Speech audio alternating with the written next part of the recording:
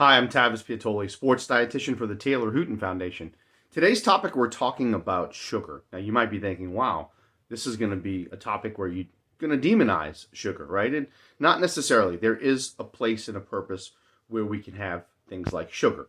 Now, let's kind of define the difference of sugar in foods and what it does to our body and how our body metabolizes sugar. Because most people just think if you have some sugar, it's going to cause weight gain. No, sugar is not a direct impact on weight gain, meaning if you have a little bit more sugar and you don't overeat calories, you're not going to gain weight. But if you have calorie surplus, you're going to gain weight. But when we look at sugar, there's all foods for the most part, except for things like protein-rich foods or animal-based protein foods, have some sort of sugar. Fruit has sugar. Vegetables have a little bit of conversion to carbohydrate to sugar. So because vegetables do have a small amount of carbohydrate. It's how the body responds to sugar is how it impacts our health, and also it can basically be very beneficial if you're a high performance athlete, if you're training for an endurance event and you're going to be doing 2 and 3 hours of activity. There are a lot of products out there that are fast acting that have a lot of sugar. So for example, if you eat a piece of fruit, it has for the most part, most fruits have what's called a low glycemic index. A glycemic index is a rating scale that looks at the response time of how fast sugar responds or increases in our body with glucose.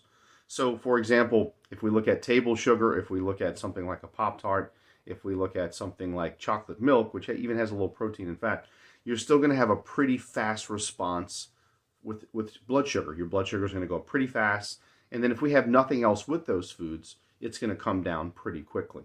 But if you have something like an apple, which has a low glycemic index, or if you even put peanut butter on that apple, that's going to slow that response down.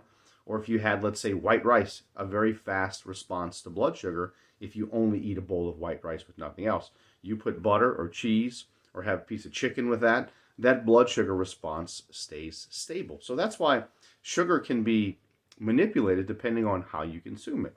Now, if we just have foods that are rich in sugar, candy, cookies, pies, cakes, there's no nutritional value. That's the problem with a lot of those types of foods, is they're demonized because people think if I have a piece of cake, I'm going to gain weight. Well, you also ate a lot of other things the other day or that same day, which means your calorie intake is probably going to be higher. It's just that piece of cake is calorically dense. There's a lot of calories in a small volume of food, so it's going to contribute to a much higher calorie intake. But where can we use sugar to be beneficial? Where can our body basically, where is it more sensitive to where it could use sugar to maybe help with performance?